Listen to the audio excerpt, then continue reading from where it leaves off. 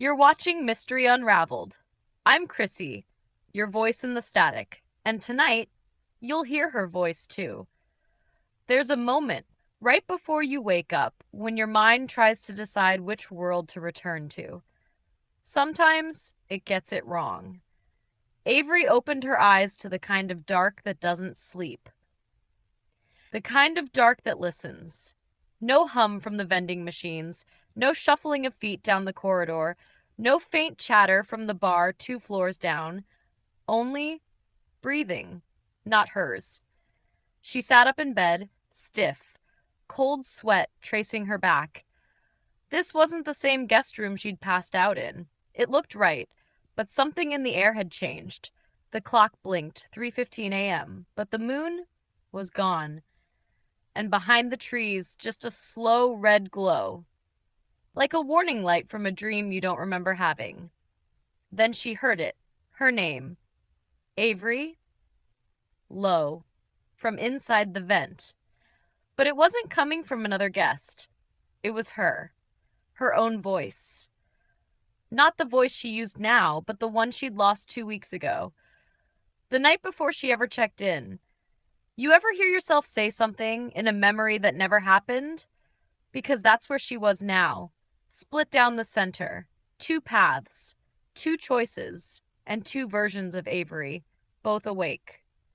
One of them was still playing by the rules, the other was already breaking them. She stepped toward the vent, slow, then turned back to grab her notebook. Gone. The tape recorder? Erased. The staff log she hid under the floorboards? Replaced. And just down the hall, she saw herself. Not in a mirror, not in a dream, walking, breathing, living, but not her. The way she moved was wrong. Mechanical, detached, free. Something or someone was covering her tracks. But they missed one thing. They didn't account for the other version of Avery. And she wasn't scared. Not anymore. She was on the hunt, and she'd already started leaving clues. The all-inclusive was no longer a safe zone. It was a split screen, and one of those screens just blinked out. Now, the real Avery had a choice: run, or find the others before her other self did. This time, only one version walks out. Just say the word and I'll launch us into... Avery didn't sleep the rest of the night.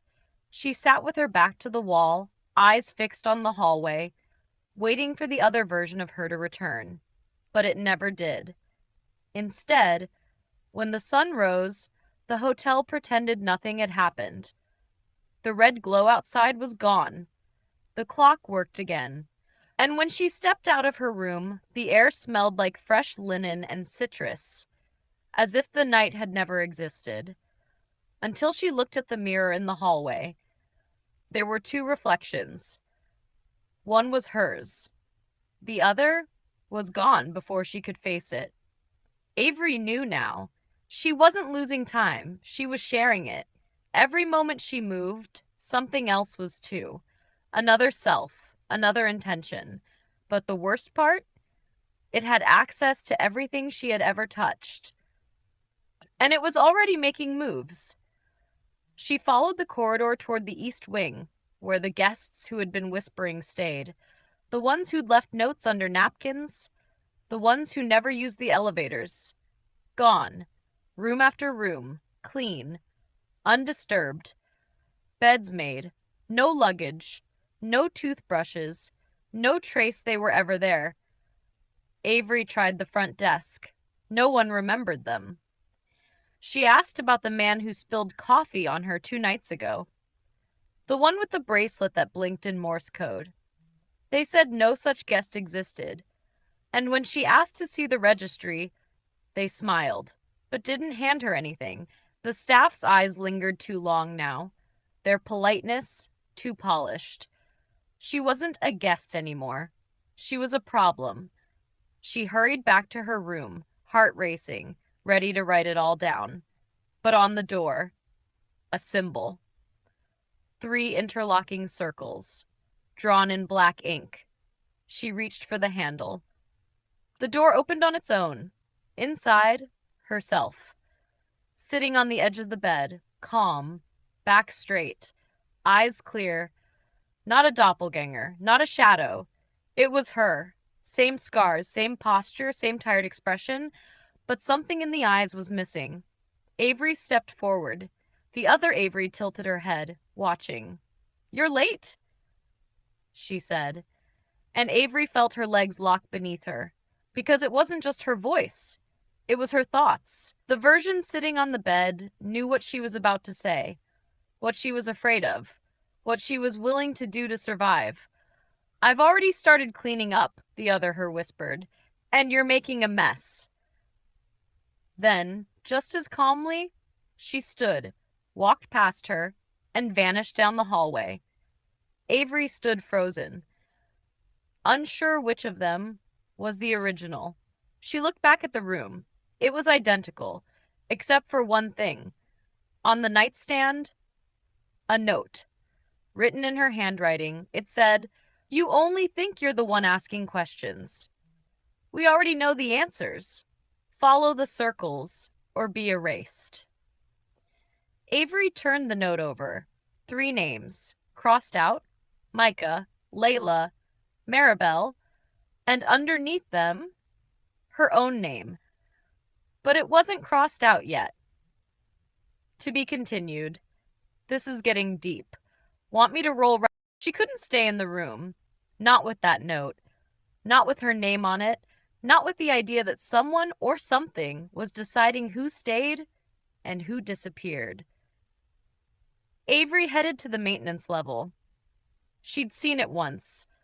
A door near the loading dock, labeled staff only, painted over in fresh white, too fresh, like someone was hiding the layers beneath it.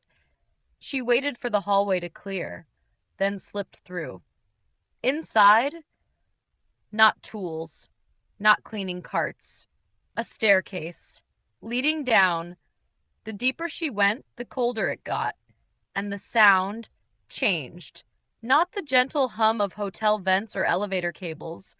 This was different, like a chorus of soft, overlapping whispers, out of sync but sharing the same breath. She followed it and reached a locked steel door. Above the handle, 3 interlocking circles, carved this time. She pressed her hand against it, and the whispers stopped. The door clicked open. Inside, a room full of monitors, security feeds, thermal imaging, infrared overlays. But none of the screens showed the hotel's public areas. They showed the guests, in their rooms, alone, talking to themselves. Except on one screen, Micah. He wasn't alone, he was with someone. But Avery couldn't see who. The camera glitched every time the figure moved. She leaned in, focused, adjusting the dial, and for one frame, one blink, she saw it. Herself. Not in the hotel, not on a monitor, but watching her. Through the reflection in the screen, she spun around. Nothing behind her. But the screen now read, "You're looking in the wrong direction." And then, static. All feeds, gone. Just black. Avery stepped back, heart racing. And that's when she saw the names again, on the wall behind the monitors, scratched into metal with what looked like a key. Micah, Layla, Maribel. Each name had a time next to it, and a date. Every time, exactly 72 hours after their check-in, and hers, written at the bottom, tonight's date, and a time, 11:11 p.m. She had less than 8 hours. 8 hours to figure out who the other Avery really was. 8 hours to find the ones who hadn't been erased. And 8 hours to decide if she was really the original or just the one who woke up last. To be continued. Avery's got less than 8 hours left on the clock. But what happens when you track down someone who may not be who you remember anymore? She ran, back up the stairs, past the loading dock, through the east wing. This time, she didn't care if they saw her. She had to find Micah. If anyone could help her decode what was happening, it was him. He'd seen things, felt things, before she ever admitted they were real. She reached the north hallway. His door, 417. She knocked. Once, twice. No answer. Avery twisted the knob. It wasn't locked. The room was dark, but not empty. Someone was there. She stepped in, slow. Felt the pressure shift. That same heavy silence, like the air was thick with someone else's breath. Then, from the shadows, Avery, Micah's voice, but it was wrong, too still, too smooth. She moved closer, and there he was, sitting in the corner, eyes open, not blinking, like he'd been waiting. "You shouldn't be here," he said. His lips moved just a little too late. She felt a chill crawl over her spine.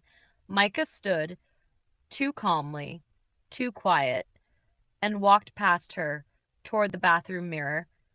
"You ever look in the glass and wonder which version of you got stuck?" he asked.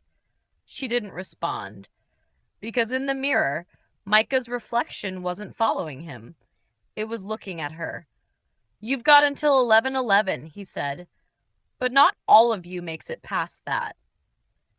He tapped the mirror twice, and it rippled, like water. Avery stepped back. He turned to her, finally blinking. "She's not done replacing us. You're just next in line." Then his skin began to flicker. Not burn, not bleed, but shift. Like pixels unraveling, his outline stuttered, his voice looped once. "You shouldn't be here, shouldn't be here, shouldn't." And then gone. No sound, no smoke, just the note. On the floor where he stood. She picked it up, same handwriting, same message. But this time, a map. No labels, no hotel wings, just the 3 circles again. This time, glowing faintly, and in the center, a room marked Archive. She'd never heard of it. No one had. But somehow, she knew where to go. Down past the dining hall, behind the cold storage, beneath the wine cellar, a space no guest should ever find. She folded the map, slipped it into her boot, and as she turned to leave, the mirror behind her whispered, "She's already in there." Avery froze, because this time, it was her voice that said it. To be continued. Avery ran out of the archive, through corridors that didn't match the layout anymore, the walls bent at angles they shouldn't. Doors opened into staircases. Mirrors reflected places she hadn't walked through yet. Time was collapsing. She checked the clock on the wall, 11:10. She had 1 minute. 1. She burst back into the lobby, but it wasn't the lobby. It was a memory. Guests frozen mid-laugh, staff smiling in loops, the fountain in the middle rewinding and replaying the same splash. She turned in place, and there she was, Avery. But not her. The other one, standing calmly, holding the note. "You were never supposed to wake up," she said. "You made this complicated." Avery stepped forward. "Nanka, I want the truth." The other her tilted her head. "You had it. You just didn't want it." The lobby around them began to glitch, guests flickering, the floor rising and falling like breath. "You took their names off the list," Avery hissed. "No," the double replied. "You did." And in her hand, the staff log, the original, with Avery's handwriting, next to each name, Micah, Layla, Maribel, each one crossed out, by her own pen. Avery stepped back. "No, I didn't." "You don't remember," the double said softly. "But I do. You stayed behind last time. This time, I came for you. You're not the copy, Avery. You're the left-behind version." The glitching stopped. The fountain froze. The lobby dimmed to nothing but red glow. The 2 Averys stood face to face, and for a moment, neither of them moved. Then, 11:11. The bell above the front desk chimed once, and time resumed, but only one Avery was standing. She blinked, alone now. The note was in her hand. It read, "There are no originals, only the one who survives the split." She stepped outside the all-inclusive, the trees rustled, the red glow faded, and a car was waiting. She got in. The driver didn't speak, didn't need to. He handed her a room key. New hotel, new name. She looked at the tag. It read Layla. She smiled. Avery was gone, but she remained. You've been watching Mystery Unraveled. I'm Chrissy, your voice in the static. Until next time, stay curious, stay cautious, and whatever you do, don't look away from the signal. That's a wrap on episode 6, Jay. moved like she was being watched. Because she was. Every hallway mirror, every guest that smiled too wide, every security camera that didn't blink when she passed, it all followed her. But she didn't stop. Past the dining hall, behind the cold storage. She pulled aside a linen cart and found what she hoped would be there, a rusted service hatch. Not locked, just forgotten. She climbed down, metal rungs, dripping pipes, the hum of an old generator somewhere too deep to reach. The moment she hit the ground, the air changed. It smelled like dust and copper, and old cassette tape. The map didn't lead her to a door. It led to a wall, just stone. And then she whispered, "I'm still here." The wall pulsed and opened. The archive was real, but it wasn't a room. It was a maze, rows of shelves, lined with cassette tapes, each one marked in the same three-circle symbol. No names, just numbers, dates. She ran her finger across one. It was warm. Another one? Ice cold. Some of them were humming. She turned the corner and found a table, old, metal, and sitting in the middle tape player, one button, play. She didn't press it. Not yet. Because just above it, a mirror, no frame, no glass, just liquid surface, vibrating with her reflection. Except this time, it wasn't just her. The other Avery stood behind her, clear as day, and smiling. "You wanted answers," she said. "So did I." Avery turned, but the space behind her was empty. She looked back at the mirror. Now the other her was holding something, a tape, labeled Origin Room 0, and she was putting it in the player. Avery screamed, "No!" But the button had already pressed itself. The tape began to spin. And the voice that came through? It wasn't hers. It wasn't the other version's either. It was deeper, older, like the voice of the hotel itself. "You are not the first to wake up here. You will not be the last, but only one of you remembers the beginning. And only one of you deserves to leave." Avery clutched her head as memories she didn't recognize surged forward, running, knocking on a door that wouldn't open, someone crying in a recording booth, a room with no sound, the hallway that ended in fire, and behind it all, that red glow, always pulsing, always watching.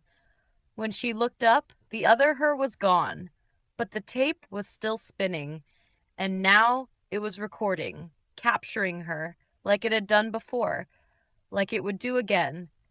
And on the wall above her, her name, freshly carved, this time crossed out. To be continued. J. The archive. Avery ran out of the archive, through corridors that didn't match the layout anymore, the walls bent at angles they shouldn't. Doors opened into staircases. Mirrors reflected places she hadn't walked through yet. Time was collapsing.